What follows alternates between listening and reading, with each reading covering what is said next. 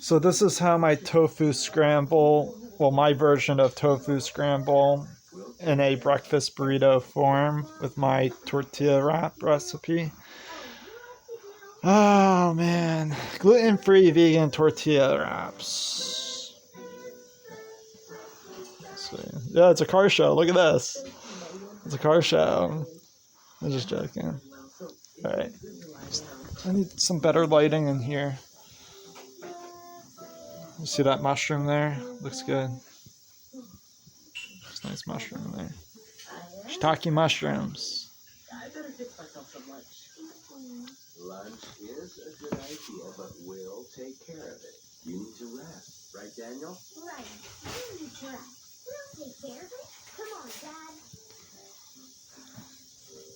Okay, let's wash up. Okay. I mean, there's other people that probably make their tortillas the same way. But with the combination of all this and, or just that I make it for myself, I should say. But yeah, I came up with the recipe on my own. Maybe I should say it that way.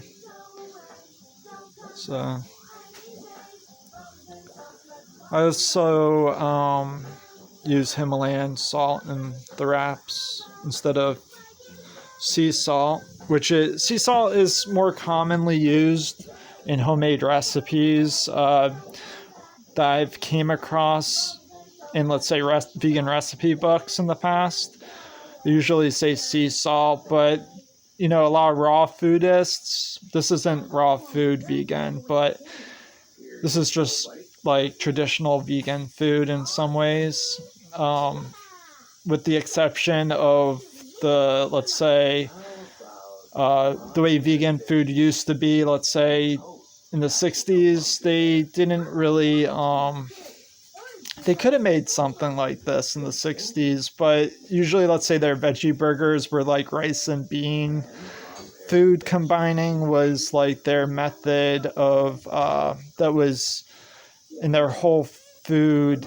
The ingredients were more in their whole food form than, let's say, pureed, or it would be more visible where you'd see the rice and the beans together before veganism became more popular. And then, I mean, they could have always made wraps like this too.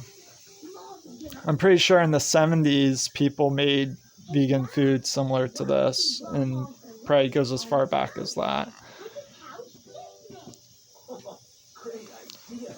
I think I lost track. Oh yeah.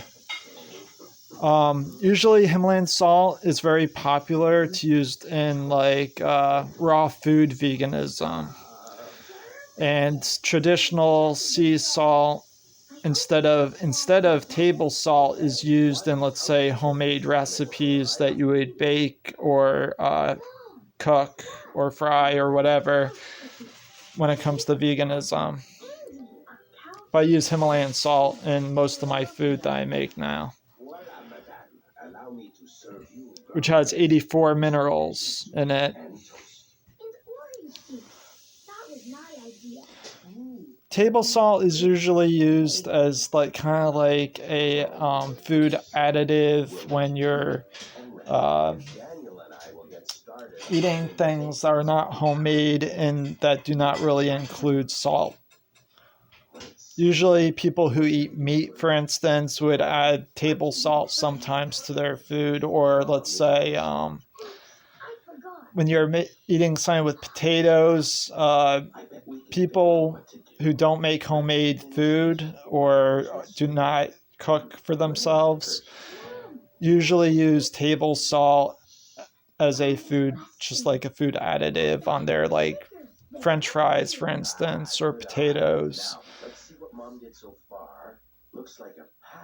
Until, if let's say they begin cooking for themselves, then they sometimes learn that to use sea salt instead, and that's how I started using salts other than table salt. And my lab work for my thyroid came back better ever since I switched to, let's say, sea salt or Himalayan salt. Yeah, but I'm using it right now. Oh, okay. Yeah. Dr. Apple? And here I had squeezed 3 mandarin oranges, about a heaping tablespoon to maybe 2 level tablespoons of was it Lundberg's brown rice syrup and raw cane sugar. Okay. It's not a big deal.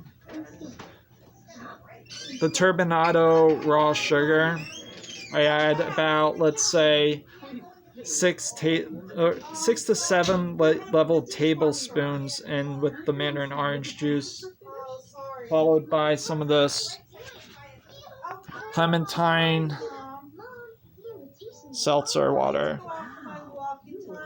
unsweetened flavored water, made with organic natural flavor. It's clementine just get us a vanilla one. with the mandarin orange juice. What? It tastes like that soda brand that's called Crush. I don't know if anyone would, remember that. I don't know if it even still exists. It may. I haven't been to, let's say, a soda machine in a very long time that, let's say, would dispense that variety of soda. It was called Crush, and this tastes just like it, but it's homemade. So, oops. And I dilute it with that clementine seltzer water, and the sweetener with the brown rice syrup is a one source of a sweetener other than the raw cane sugar.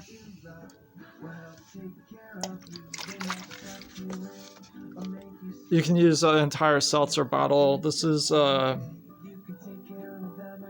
quart or 33.8 fluid ounces, and it will still stay sweet and orangey flavored. Mom,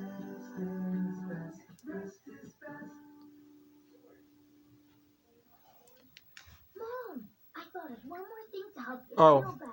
I add the brown rice syrup not just as a sweetener really, but for the amylase to help with or aid in the digestion of the food that I eat while drinking it. The vitamin B6 also helps me actually, how would I put it, allow the food to continue to go down easily.